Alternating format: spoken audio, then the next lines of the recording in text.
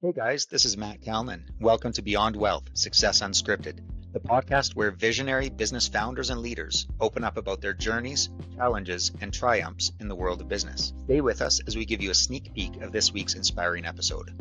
So then we come together as a team, and that's where diversity of thought and diversity of approach is a winning combo, is we come in with our own strengths at the table. Welcome back to the show, everyone. Today we're chatting with Josee Tremblay. With over 20 years of experience in energy, engineering, and consulting, Josee has led capital-intensive portfolios and helped organizations navigate complex strategic decisions. He's the author of the #1 Amazon bestseller, Us and Yet in Business Diversity and Inclusion, a principal at Strategic Decisions Group, and a passionate advocate for innovation and empowerment. Josee's career spans global industries and corporate boardrooms. So first of all, welcome to the show. And do you want to start off by telling us a little bit more about yourself and what you're working on? Great. Well, thank you for having me. Yes, so I'm a principal with the Strategic Decisions Group, and I'm a non-executive director on a few business, both private and as well as not-for-profit. So I do board work in that regard. I'm also the chair of the Industry Advisory Council at the School of Engineering. So I've been involved with anything complicated, technical, and engineering oriented, I guess, in my career. I have an undergrad in mechanical engineering and worked both here in Canada, but also internationally, career spanning, as you said, more than 20 years. But now, really, my focus lately has been trying to take on an opportunity to talk about my experience in non-traditional fields, because I'm a woman of STEM. It was obvious to me that there was maybe a little bit of apathy around the success of the efforts associated with ESG and a variety of aspects associated with governance. And we're making progress, but we're also maybe some delusion conversations have happened over the last couple of years. And as a result, I thought it would be important for me to focus a little bit of attention on how can I actually share my experience in that regard. And that's why I wrote the book, Us and Yes and Yet, last year. Okay, so that was last year you wrote that. Describe that process. Tell me what that was like to go through. Yeah. Well, I had a couple of things that came across my desk, one of which was this white paper from the UN Women, and it said that we were leaving $172 trillion of human capital potential on the table by not harnessing the power of the women in our industries. And it's a variety of reasons why we are losing a lot of our women capital, and it varies by country, but there's definitely a lot for us to unpack and figure out as a society on how can we enable that to happen. So I came across that and I thought, well, one of my original CEO and career kind of mentioned something to me. His wife used to tell him when he came home at the end of the day and complained about something, she would say, "Hey, what are you going to do about it?" And in my mind, I thought, okay, this $172 trillion that we're leaving on the table, what am I going to do about it? And I decided to write the book. So I hired a writing coach, and I'm not an author, but it was something that I felt like I had to do and try to help other people demystify the fact that women have a contribution to make in the society when it comes to the science, technology, and engineering and mathematics, that we have the ability to support them in a different way, because there's a lot of insidious biases that we don't even know exist, that we are still revealing to ourselves every year, and to continue that path of trying to help and support the diversity across all of our decision-making tables, but also to support the men in the equation, i.e. men who are fathers, who are spouses, trying to support dual careers, are fathers of daughters that want to. So it's not just supporting the women. My equation is we need to have all men and women combined to support that journey. And so I, in the book, reveal all the aha moments I had, as well as maybe not all, but many of them anyway. And I also reveal things that I didn't know. And I led large engineering teams, many of which were male dominated. I worked internationally. At one point, I was on an offshore platform with 65 men for a week. I was the only woman, so there's definitely a need for more diversity and very many aspects of our lives. So there's a lot of interesting tidbits, but it's also a life architecture. It's about us figuring out how we can integrate both the 8 to 5 or 9 to 6 or type of job with what you have to do at home, Yeah. Yeah. how you show up in your personal relationship with your spouse, if you have one, or with your loved one, if you're on your own. But really, it's that whole life architecture. How are you supported both in the office, at home, as well as in your ecosystem, greater ecosystem, like the societal support, such as daycare and all of these things that come as absolutely needed if you have to travel or if you have to be taken away on a critical emergency response or a critical business trip. So this is the kind of thing that we have to explore together. And I really don't have all the answers. I'm just putting a lot of questions on the table. Yeah. That's really interesting because when you think about literature that's out there, a lot of it is on the business side of things, and it might be about efficiency and becoming more efficient and what you can do in that aspects. And then there's a lot of books that are on the personal side and whether it's meditation or yoga or whatever somebody's doing to kind of get that personal life back. But there's not a lot out there, and I can't actually think of any other than what you're talking about now is when you really bring those two worlds together. And it's, we understand that maybe it goes back to that work-life balance item as well, where we've got work, we've got home, and where's that overlap and how is everything holistically coming together? Was that the real intent behind writing this then? Absolutely, absolutely. And in fact, I tell a bit about myself at the end, and I always have a tagline or some kind of quote at the beginning of each chapter. And my tagline for my story is love the people you work with and the people you live with even more. And to me, it was like summarizing everything. And I dedicated the book to my spouse and with whom I share two teenagers now, I guess. But really it's about both sides kind of coming together and figuring things that maybe we don't support in our society enough today, is like two people trying to contribute with the knowledge that they have and the skill set that they have to an environment of our society, an improvement of our ability to go to the moon or create a Yeah. new source of technology. I know your ecosystem and your audience has a lot of entrepreneurial spirits. Really, it's about us being able to get all of us and our brain power together to create the more prosperity for everyone, from small businesses to large business. And I know when you are in a startup or doing your own business, it's all encompassing because you have so much demand that are outside of the 8 to 5 roles. And so even more so for entrepreneurial people, they need to have that support and fabric, societal fabric that will support having dual career people. And so it's really about trying to figure that out as a society, is how can we support. I have a little story to tell, actually. It's a personal story. I was pregnant 6 months, and we went to, my spouse and I, to visit a daycare provider. And the lady at the entrance kind of looked at me with, wow, you're really late coming to visit, because our queue is so long that. And I was like, I'm really late. I'm like, I'm still 6 months pregnant and I'm going to take 3 months off. So that's like, I'm 6 months away from needing the support.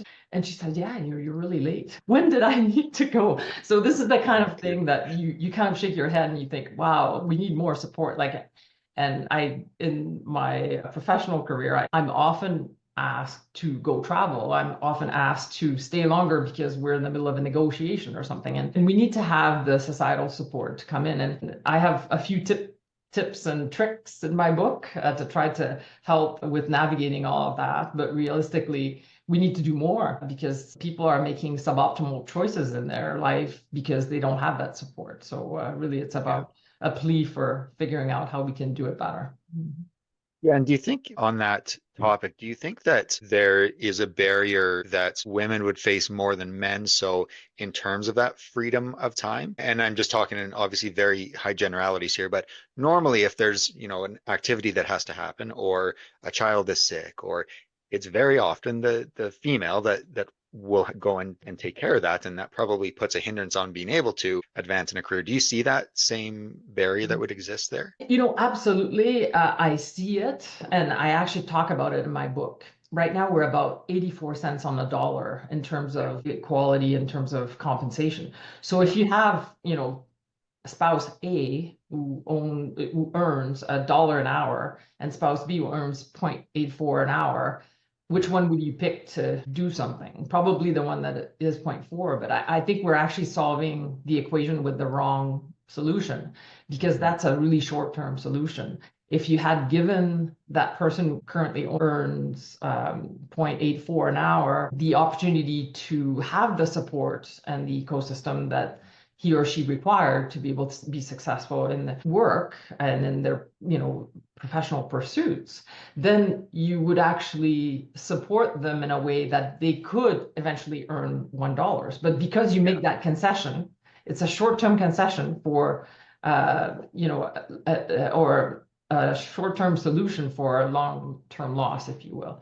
And so Yeah. we do need to figure out how we can divide and conquer together, as a couple, first of all, but also how we can support the moms and the dads of children who don't necessarily have the kind of support that they need because maybe there's no family, and maybe they're the only couple, the only I guess they're on their own and they don't Yeah. have They any may not have that family support yeah, the network. family support. So how do we actually find a way that they can make the best decision about their pursuit, professional pursuit, as well as feel like their children or even aging parents are being taken care of in a way that is making them feel comfortable that they can Yeah. go full Yeah. on with their career. So it's about that. And I think it is a function of where we are today that women are the ones taking maybe more of the lead around that.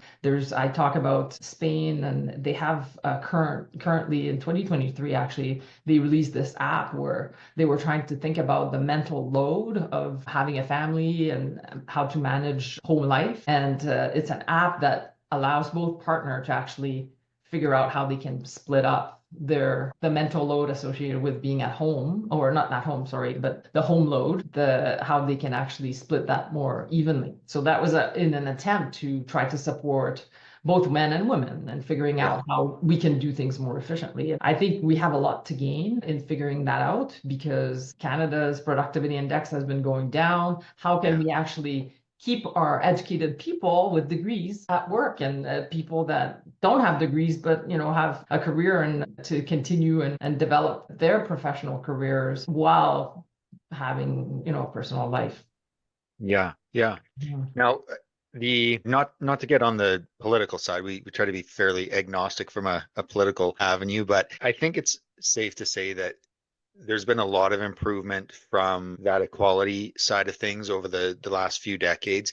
It seems like in the last year in particular, though, maybe that's taken a step back and there's been some decisions down in the US and whatnot that have led to that. What do you see happening there? And like, how do we switch back to the progress that was being made? Well, that's why I wrote the book. And I'm inviting anyone to start sharing experiences related to their careers and how they were able to manage or not, and why, they didn't sometimes. Like I saw a lot of ramp offs in my career. We lose a lot of women between 25 and 45. And it's the couples making that decision. So obviously, somehow we're not coming in and helping enough that an optimal decision is made. So the latest trend is that, yeah, I'm seeing a lot of people giving up. And some CEOs were mentioning last year that this ESG trend is actually out of favor now. People don't even want to talk about it. Sometimes what we had seen as basically a standard, if you will, in disclosure to talk about the ESG pursuits of an organization is now kind of put on the back burner. And it's unfortunate. Maybe it's because it didn't have the right, I don't know, the right platform. Maybe people have tried and they've been disappointed with the progress, or maybe they just simply haven't seen the results on in their shareholder base and Yeah. relative to maybe their competitors who weren't doing anything. So there's a little bit of apathy being built right now relative to that. And it's unfortunate. I think it's probably because people don't really know what to tackle next, how to do it. And I don't think I have all the solutions in there, but I do have a few things that I highlight that people might not be aware of that will actually maybe start shifting their thinking relative to what is possible and or what the why things are in certain ways. So what can we do to actually help and enable and remove the barriers require that we see? The removal of barriers is the requirement, but it's also understanding what we don't understand yet. And I talked about biases earlier. So yeah, so I have a few things in there. But my hope is that other people will take the pen and other people will start writing about or share in podcasts like yours how they are able to go beyond wealth and the career and figure out the whole life architecture around how we can be successful as individuals within, a family, within a family unit, within business, within being an entrepreneur, within our society. So Yeah, that community approach. By the way, out of I think we've done about 65 or 70 episodes or something like that. Nobody's ever name dropped the podcast title. So for anybody that missed it, you got the name drop in there. Well done. You're probably kind of in that a career path that is not very, not, I don't want to say typical, but when you're 6 years old, you probably weren't laying there dreaming about, doing that when you're older. So what was your background? What really got you into doing all of this?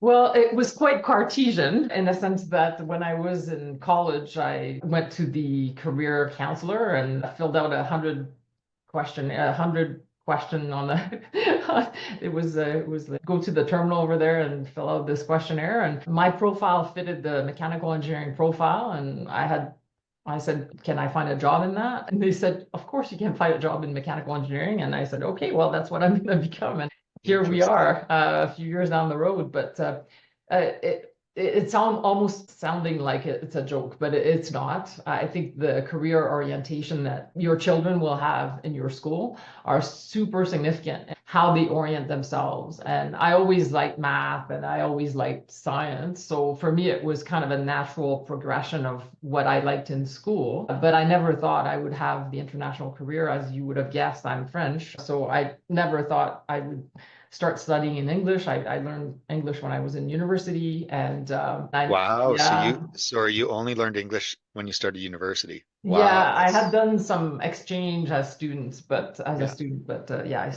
I did my college in French and then did my university in English. But anyway, I basically moved on to an international career out of it and realized that really I liked the problem solving aspect of it. I liked figuring out complex things, and I liked the teamwork and bringing all the brains together and the integration of knowledge and all that. So that was my passion. And it was easy for me to navigate that in a way because I loved it. And I still love it.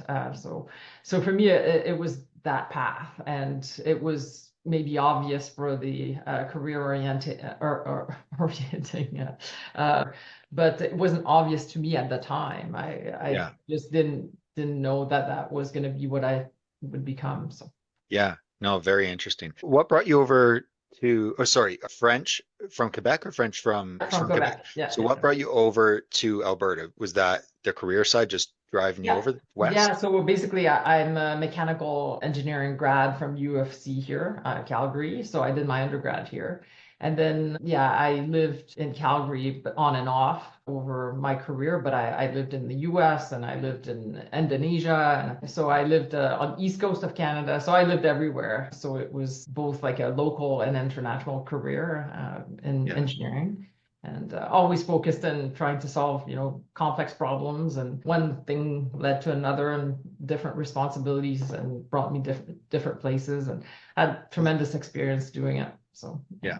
And has your spouse always gone with you to the different locations? yeah, we traveled together. Well, we've been together for less than 20 years now, but the first part of my career wasn't with them. Now it's yeah.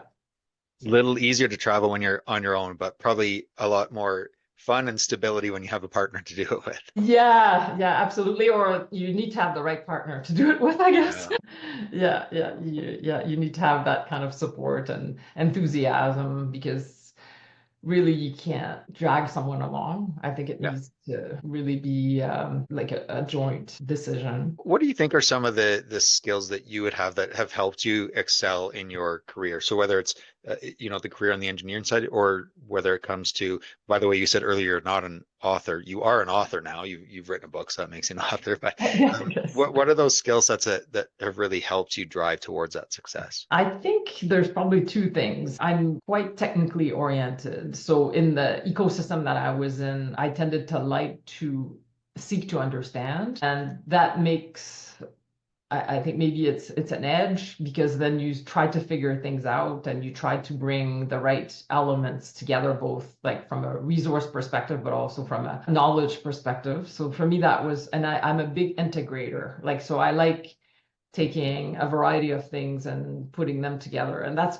maybe why I wrote a book about personal life and business at the same time, because to me, it was obvious that I didn't want to talk about just business, and I didn't want to talk about just my personal life. I want to talk about both, because they were kind of integrated. So yeah, I guess maybe my superpower might be being an integrator. That's awesome. What advice would you have for, let's say, a young woman? It could be a man as well, but particularly on the young woman side, looking to get into, whether it's your industry, maybe it's getting into writing a book, maybe it's a different industry. What advice would you provide to them? Because, and sorry, I should have prefaced this a little bit. As much as we've gotten better from an equality standpoint, it is still much more difficult to be a woman in business than it is to be a man in business. There's probably pros and cons on both, but overall, I think it's pretty clear it's more difficult as a woman. So what is that advice that you would have somebody that was getting into business? Yeah. It's a good question, and I love the fact that you said both men and women, because I think that's important. The advice is going to come through from my lens, is we need to harness the power of our archetype. And in my book, I have a whole section on archetypes. And when I talk about archetype, I talk about feminine and masculine archetype. So kind of a distinction of the gender that you might represent yourself as. And Yeah. I know, some people will say, well, I might not feel like I'm a woman, and therefore, I want to represent myself in the world as a man, and that's fine. So if your archetype is a man, then, try to take on that archetype and seek to understand what are the winning traits of that archetypes in our society. And similarly, if you're a woman, try to figure out what are the winning traits of the women archetypes in a society. And what I will offer, and something that I came across when I said I share aha moments, this was one of them for me. As you can imagine, I'm out of university, I'm in this male ecosystem, and I'm trying to become a leader. Well, who are my role models? All men. And then so I realized in my late 20s that if I tried to emulate their leadership style, I simply would not succeed. Yeah. And the reason for that is all men and women combined will look at a woman, and they don't expect such things as competitiveness or aggressiveness to be assertiveness, not aggressiveness. I take that back. Assertiveness and two archetype traits for women. And Right. So if you do embody that, and it is a very successful, I guess, archetype trait to be assertive as a man. And you should actually be, if you're a man, try to emulate in your own authentic way. Try to be assertive and competitive, like say, okay, how can we win together? This would be kind of a good example of a very competitive style of leadership. It's like, hey, let's win together. And as a woman, if you show up and you have you embody this, you could be successful, because there are very competitive and assertive women out there, and they found a way that it actually works for them. But it's more a risky type of behavior for women. Often they'll be perceived as maybe too aggressive, and that's where the word, or too strong.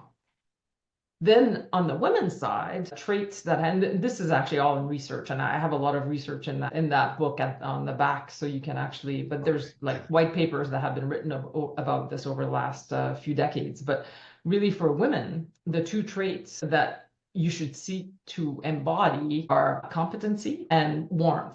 Like, so all the things you would think. So you're a leader in a technical field, but what you want to figure out how to embody, and I'm talking about embodying authentically, because there's nothing that will make you fall flat on a strategy if you're not authentic about it. But warmth and competency were the two traits that men and women appreciated in women leaders. So where I'm going with this is that I don't think it's a one size fits all when it comes to advice. And if you are showing up in the world as a woman, you should try to seek to understand what are the winning traits for that gender archetype, and try to figure out a way that you can authentically embody that. And similarly, if you're a man, you should figure out, and if you show up in the society as a man, like, you should figure out these traits that will be winning traits for you. So then we come together as a team, and that's where diversity of thought and diversity of approach is a winning combo. Is we come in with our own strengths at the table, and then we work together and we solve the most complex problems. So that's what. Yeah, you know what? That was a really cool response to that, and I really like how you framed that with that architecture and going and trying to replicate, what somebody else is doing that within that framework. Because you're right, we naturally have perceptions of men and women or children or older people or whatever that is. We just have these natural perceptions. So if you try to kind of go against the grain of that, it's going to come off inauthentic, because it isn't authentic. It's probably not who that person is. So very interesting. I've never actually heard it put that way before. So I appreciate that. Josee, I can honestly say I could probably sit here for the next 2 hours and talk about this with you, but we're running out of time on this one. So last question for you. If somebody wanted to find out more about you, if they want to go purchase a copy of the book, if they want to maybe connect with you and maybe have a conversation or share a story, where would they go for that? Yeah, so I have a website. It's called www.usandyetandyet. No, sorry, I have to say it right. Us and Yet. There's no to and yet. So www.usandYet.com. And you'll see my profile there, and you'll be able to purchase the book. It's on Amazon as well, so you can go in Amazon and get a copy there as well. So. Awesome. Well, certainly want to appreciate we do certainly appreciate having your time spent on the show with us today, and definitely enjoyed the insights there, and wish you the best of luck moving forward here. Thank you. Thanks for tuning in to Beyond Wealth, Success Unscripted. If you enjoyed today's episode, be sure to subscribe and leave us a review. And if you or someone you know would like to share their journey on the podcast, visit beyondwealthpodcast.com/guest. Until next time, keep striving for success, and we'll see you on the next episode.